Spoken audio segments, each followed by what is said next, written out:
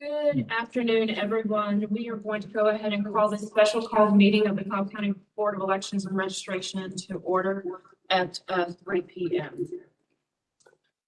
As I understand it, notice was issued on March the 30th with respect to this meeting being held, so we are in compliance with all advance notice as required by Cobb County policies and procedures in Georgia law.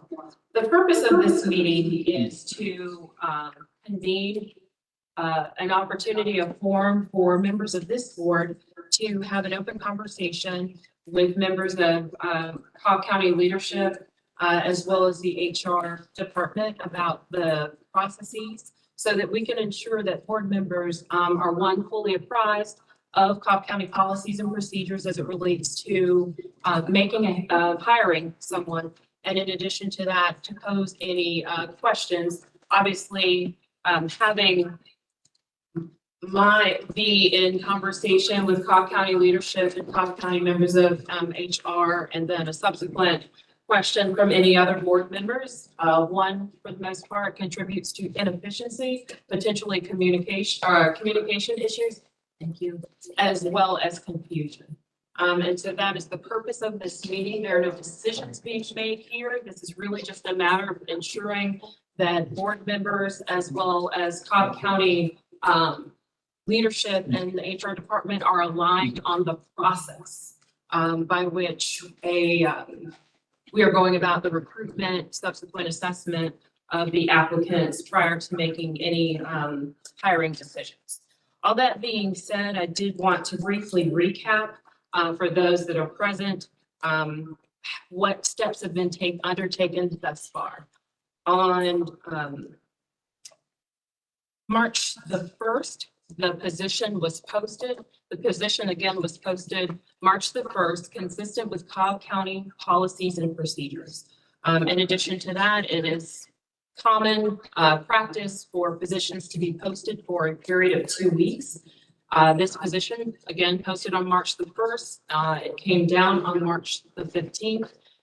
Today is April the 4th. So there have been an intervening 2-week period.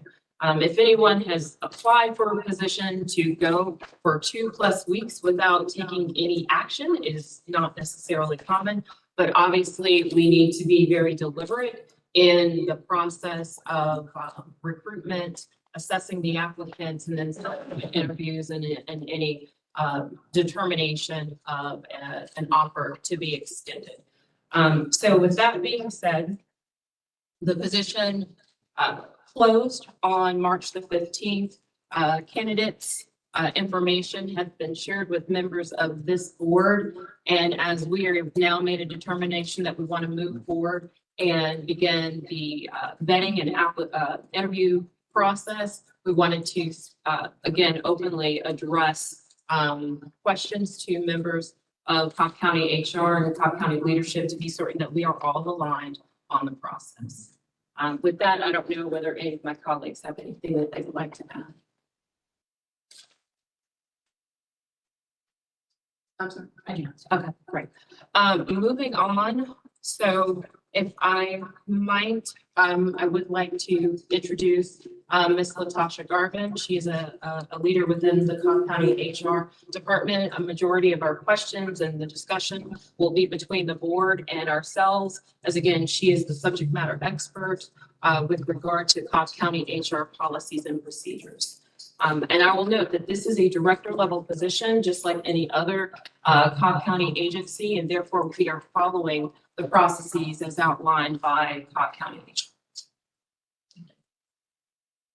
So with that being said, we received the materials and just also to reiterate that the position was posted on the Cobb County website, as well as a number of other websites that commonly open positions would be available, correct? Correct.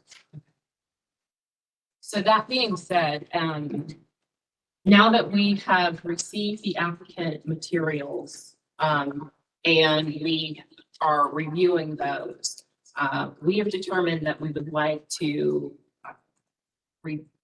essentially do an initial assessment with regard to some of the information that's included in those materials, the application materials. Not much unlike with any other position, oftentimes there is a phone screen. And we spoke to, I know I spoke to you about that. We spoke to this entire board about that last week in our executive session. But I did want to get your input on that. Perfect. Thank you so much. Highly recommend the phone screening process to, of course, ensure that you all are being efficient in the selection process. Pretty much the same process you would do in your regular interview, but to gather information up front as relates to any concerns and things that you may notice on the application as well. Of course, in that phone screen, I do recommend that you conduct that with the panel. And the panel, do you have suggestions with respect to who would be on that panel, recognizing that due to open meeting laws, sunshine laws, there's a limited number of us that can be participating in that process? Correct. I would prefer an odd number of individuals on the panel, as well as individuals of different levels, just so that everyone can, nothing set up so that we can create any potential bias. So we want to prevent that as much as we can. Okay. Ask the question by different levels. Could you clarify what you mean by different? Sure. Thanks for asking. So as it relates to someone who has similar experience, as well as different placements, will be someone on the board, someone working with another county as well. As well as diversity. Male, female. Okay, thank you.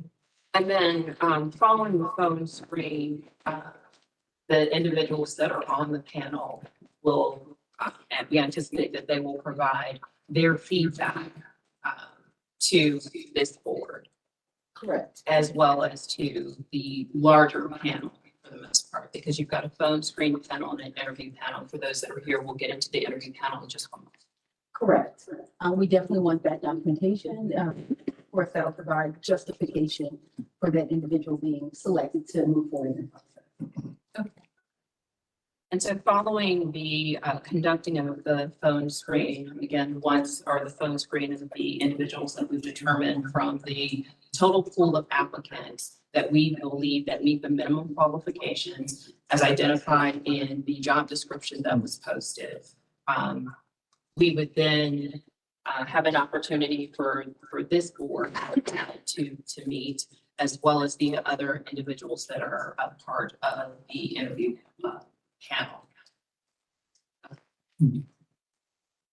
Following that, we would then identify those individuals that would move on to the full-on interview. We anticipate those interviews will take place in person here at the elections office. And we all will formulate questions that will be probative of the candidates' abilities and expertise, and really the opportunity for them to come in and perform again all of the job responsibilities of our retiring election stewards. Absolutely. Thanks for being here today. Can you tell us where in the process the background check takes place? Once the job offer is presented, we will conduct the background check process. Okay. And can you explain a little bit about how comprehensive we're looking at for a background check? Perfect. Appreciate you answering that question. So the background check is actually done through our vendor. It's of course, everything. All that information we detailed, we will compare what comes back on that background as relates to county policies as well. Very detailed. They have to also complete a sedition and subversive activities questionnaire to, of course, to admit any potential activity that would come back. If something comes back on that, and it doesn't actually come back on the background check, we'll submit more requests to do a further detailed investigation. Okay, to be certain, that is a pre-offer, not necessarily pre-employment, nor is it pre-interview. It is once we've down selected based upon the process we're discussing today, that is prior to an offer being extended to an applicant. Is that correct? No, that's after, it's a conditional offer that you would create. Pre-employment. Right. And so what we'll do, we'll conduct that. So all that information is emailed to the candidates so that they can actually complete the forms to authorize, to begin a background check. And that's consistent with Cobb County policies. Correct. So irrespective of whether it's this director position, or as I understand it, there's presently an opening in the county for the director for, I believe, public safety. It's the same process. Same process, yes.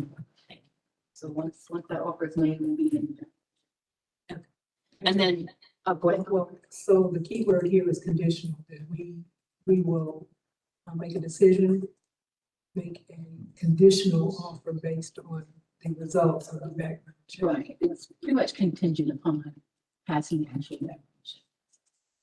So we definitely put emphasis on the condition. And that, in your experience, that's common. I know in recent situations when I've applied and successfully was selected as a candidate, I would receive an offer of employment, subsequently go in and complete the information such that a background check would be completed after I received an offer. Right. So is there anything in, is there anything in, there's the questionnaire and then that actual background check piece. Was there anything else? That's it, that's it. Okay. If the position, and I believe it does require operating, having a valid driver's license. So they also do a motor vehicle board check. Okay. Of course, looking at county policies as well. Checking for the license suspensions and multiple points. So they're I might have missed, did you this background check before we started? Do you have some kind of basic background check before we do the interviews? it's after the interview, after selection is made. Of course, we'll do it after the contingent upon passing the background check. It's a conditional offer that you will make once you select that one individual, then we'll conduct the background check process and we'll be a board check. So we have to come down to one, what you're saying. Yeah, the goal, And so if that one doesn't fulfill, then we start going instead of, is there any preliminary background check though? we're looking at they must, of course, be in compliance with the county law. So if that one that was selected, they don't pass the background check, then of course they're not clear to start to be included in the county. So commonly, after the background check is completed, if there is a problem that our choice is eliminated, what typically happens? You'll receive notification within 24 hours after everything returns to let you know. We'll need to proceed with moving forward to selecting another candidate for the position, or worst case scenario, reposting the actual job.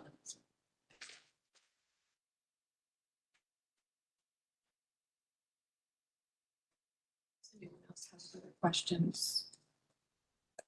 So the selection would be up to us, and we could choose to reopen. Or we could choose to go to whatever the second choice is, or we could choose to review maybe some top list of candidates that we might have come up with. Right, you can definitely look for, and that's why I recommend having so many additional notes during the screening process. Pretty much your justification to move candidates forward, so you can have someone next in line. Because of course we would, if we have that option, worst case scenario, we will have to repose, which of course can delay our process in doing the selection. And speaking of the process, at this level within the county, what has been your experience with respect to kind of the timing following posting? One, is it common that positions are posted for this 2 week period? Correct. Normally 2 weeks. Sometimes on occasion, we'll see 4 weeks, but typically 2 weeks, just to allow candidates time to submit their application, that allows time to actually extend the posting, rotating it with external job boards. to help promote increasing the applicant pool. And then, following the closure of the posting, once the posting period has ended, generally what have you seen, in supporting, other, divisions and departments in the county with regard to the timing that, basically transpires between when the closing, the position closes and when interviews start, generally? Typically, after the applications are referred, we see interviews done typically within 30 days. Normally anywhere between 6 to 8 weeks, we are hearing about a selection.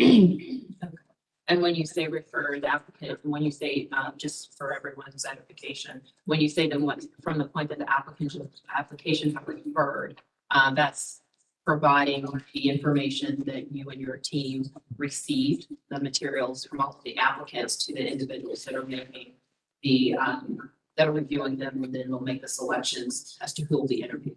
Yes, that's Okay. correct. And then just for everyone's edification here, the applications were referred to us on March the 21st.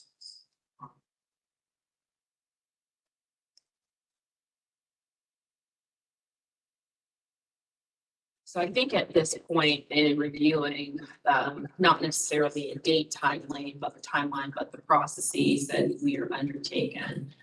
Position posted March the 1st, position closed on March the 15th. The applications were referred to the members of the board as of March the 21st. We are reviewing them and will subsequently, as we've discussed here, conduct a phone screen of some number of those applicants that obviously got their materials in prior to the position closing on the 15th. There will be some discussion here as to who among the 5 of us and potentially others want to get the diversity that you made reference to, as well as to have some input from perhaps others in the county that this person that holds this position will be working alongside as to who will comprise the interview. So at the conclusion of the completion of the, I'm sorry, not the interview panel, the phone assessment. At the conclusion of the phone assessment, those 3 or 5 individuals, because at your suggestion, we need to have an odd number. So at the conclusion of the phone assessment, those 3 or 5 individuals that are on the phone assessment panel will report back to the board, as well as a broader interview panel. So I want to talk about the interview panel. The interview panel will consist of 9 individuals. The 5 of us that are on this board, Ms. Chatan Gibson, who is the Public Services Agency Director. We have 2 other director level colleagues that will join us on the board, as well as another long-term elections director from another county will join us as part of the interview. And again, the interview panel or the interviews will take place in person. We do not have dates as of yet because we've not at this time selected the individuals that will participate in the phone screen. Following the phone screen, conclusion of the phone screen, there will be communication between ourselves and the individuals that are conducting the phone screen. And obviously, because those interviews will take place in person, we need to be able to coordinate the scheduling of those interviews. Obviously, with 9 individuals, our schedules as well as the schedules of the applicants, that's not something that's going to happen overnight. At this point, do you all have any questions? I don't want to just by any means to rush through.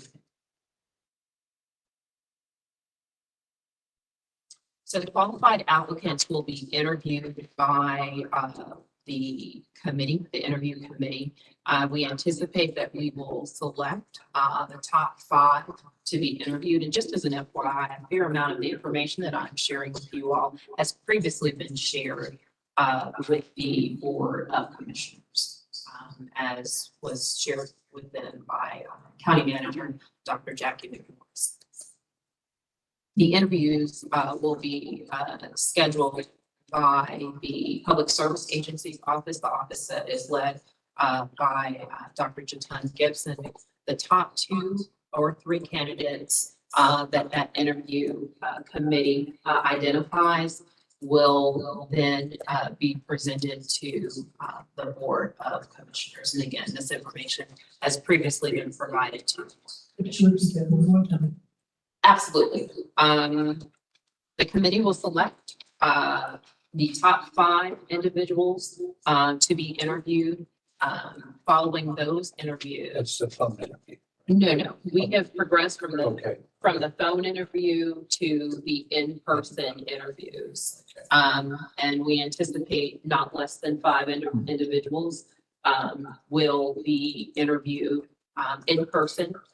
Those interviews, as noted, will be scheduled by the Public Service Agency's office. Those interviews will take place in person here at this office. And following the conclusion of those interviews, obviously discussion among the 9 individuals that will make up the interview committee, there will be a referral of the top 2 to 3 candidates that we arrive at as a committee for them to meet with the Board of Commissioners.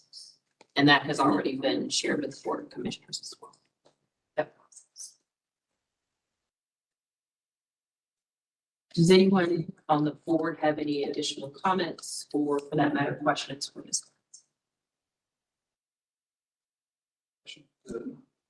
The process for the selection of the candidates that get the telephone interviews. Is there a quantity, a number, or a target? How do we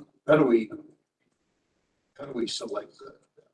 Right, so it's based upon pretty much who you would like to see on the board. I can't, if you had, let's say, out of 20 candidates, you had 20 stellar candidates, yeah, you may run into that. But it's, of course, meeting to outline who would you prefer to move forward. I recommend even voting on that. As you actually screen the applications, especially whatever 5 or 3 select. Just voting on who you would like to see proceed to the next step.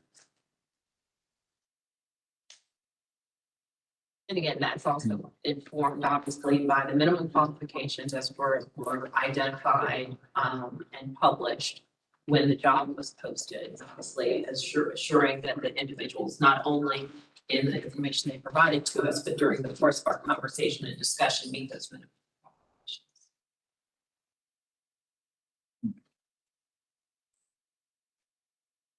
Does anyone have any further questions? Ms. Garber, do you have anything further you'd like to share with us? None that I can think of at this moment, but thank you. And again, I've made reference to Dr. Gibson. Again, she's the director of the Public Services Agency. She's obviously an integral part of this. The board works cooperatively with the county. Ms. Gibson, do you have anything that you'd like to share? I think you guys covered everything.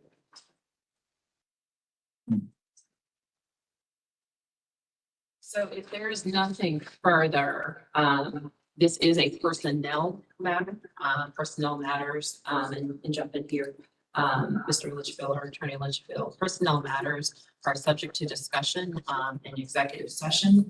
And so if there is nothing further from this board, Ms. Gibson, that, or Ms. Garvin, I believe at this point, we will move from the public portion of this meeting to the executive session. So we need a motion. Yes, this one be certainly. So moved. Thank you. Is there a second? It's been moved and properly seconded to move into executive session, this special call meeting. All of those in favor? Aye. None opposed, the motion carries. So at this time, for those of you that have joined us from the public, one, we appreciate your presence here. We are moving into executive session. And for those that are joining us via Cobb television, Mr. Cabot, make sure you keep me honest. What will happen for them? They'll just see the seal with no sound, and then Okay. when you come back, it'll pop back on. Okay, so once we come out of, executive session, for those that determine they want to remain here, obviously you're more than, we will welcome you back into the boardroom. Okay. Thank you for your presence here.